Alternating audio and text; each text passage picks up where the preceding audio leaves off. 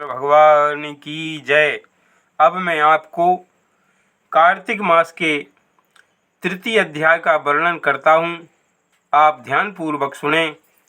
सत्यभामा जी बोली, हे प्रभु, आप काल स्वरूप हैं, आपके लिए तो सब समय बराबर है।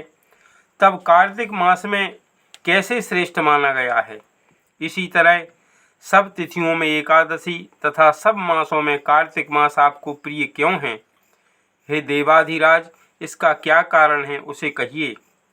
श्री कृष्णचंद्र बोले, हे प्रिय, तुमने बहुत ठीक प्रश्न किया है।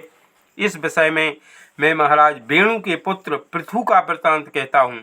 एकाग्र मन से सुनो। पूर्व समय में एक बार नारद जी से राजा पृथु ने पूछा था और सर्वज्ञ नारद जी ने कार्तिक मास की महिमा बतलाई थी।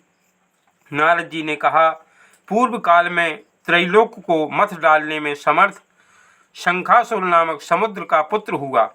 शंखासुर ने अपने पौरुष से स्वर्गलोक के देवताओं को परास्त कर दिया और इंद्रादिक लोकपालों के अधिकार अपने अधीन कर लिए। शंखासुर से भयभीत होकर सब देवता अपनी स्त्री और कुटुंब के साथ सुमेरु पर्वत की कंदराओं में बहुत काल तक छुपे रहे। जब देवता आनंद से सुमेरु पर्वत की गुफा में रहने लगे, तब उस राक्षस ने सोचा कि यद्यपि मैंने समस्त देवताओं को जीत लिया है, फिर भी ये लोग बलवान ही दिखलाई पड़ते हैं, तो अब कौन उपाय करें। हाँ, अब मुझे ज्ञात हो गया है कि देवता वेद मंत्रों से बली हो रहे हैं। यदि उन वेदों को ही हर लिया जाए तो देवता आप ही निर्बल हो जाएंगे। ऐसा सोच शंखासुर भगवान को सोए हुए देखकर सत्यलोक से वेदों को चुराने गया। जब वह हरण कर रहा था, उसी समय बीजों के साथ साथ यज्ञ मंत्र उसके डर से जल में छिप गए। तब यज्ञ मंत्रों को खोजता हुआ शंखासुर समुद्र के भीतर विचरने लगा, किंतु चिरकाल तक खोजने पर भी वेद मंत्रों को एकत्र कहीं उसने नहीं पाया। उधर ब्रह्मा जी की पूजा की सब सामग्री तथा उपहार लेकर समस्त देवताओं के साथ वैकुंठ में विष्णु भगवान की शरण में गए।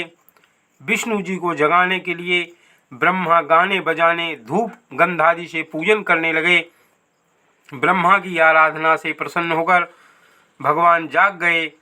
तब उन देवताओं ने हजारों सूर्य की तरह तेजस्वी विष्णु भगवान के दर्शन किए। तदनंतर उन्होंने विविध सामग्री से भगवान विष्णु की पूजा और साष्टांग प्रणाम किया। इससे प्रसन्न होकर भगवान विष्णु बोले, मैं आप सज्जनों के कीर्तन और मंगल गान से अति प्रसन्न हूँ। तुम लोग अभीष्ट वर मांगो, मैं दूंगा। इस प्रकार कुंवार शुक्ल पक्ष की एकादशी तिथि से हरि प्रबोधनी एकादशी तक जो प्राणी ब्रह्म मुहूर्त में तुम लोगों की भांति कीर्तन तथा मंगल गान करेंगे, वे सब हमारे परम प्रिय होंगे और सदा हमारे समीप निवास करेंगे।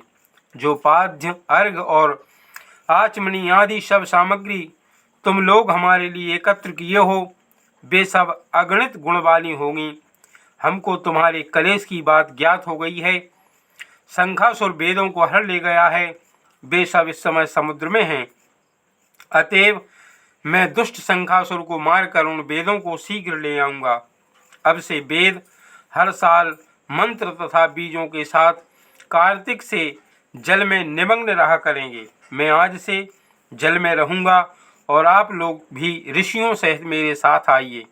इन दिनों जो प्राणी प्रातःकाल स्नान करेंगे, वे यज्ञांत में किए स्नान के फल के भागी होंगे। हे देवेंद्र, जो कार्तिक व्रत किया करें, उनको तुम मेरे लोक में पहुंचा दिया करो। हे देवराज, तुम सदा उन प्राणियों को सब आपत्तियों से बचाना। हे प्रभु, तुम उन्हें पुत्र पौत्रादि संतति देते रहना, क्योंकि कार्तिक व्रती हमारा रूप धारण करके जीवन मुक्त हो जाता है। जन्म से मरण पर्यंत विधि पूर्वक जिसने यह व्रत किया है, वह आप लोगों को भी मान्य है और हमको परम प्रिय है। विधि पूर्वक करने से ये दोनों व्रत जिस प्रकार प्राणी को मेरे समीप पहुँचाते हैं, वैसे कोई व्रत और कोई यज्ञ भी नहीं पहुँचा सकता। बोलिए श्री कृष्णचंद्र भगवान की जय।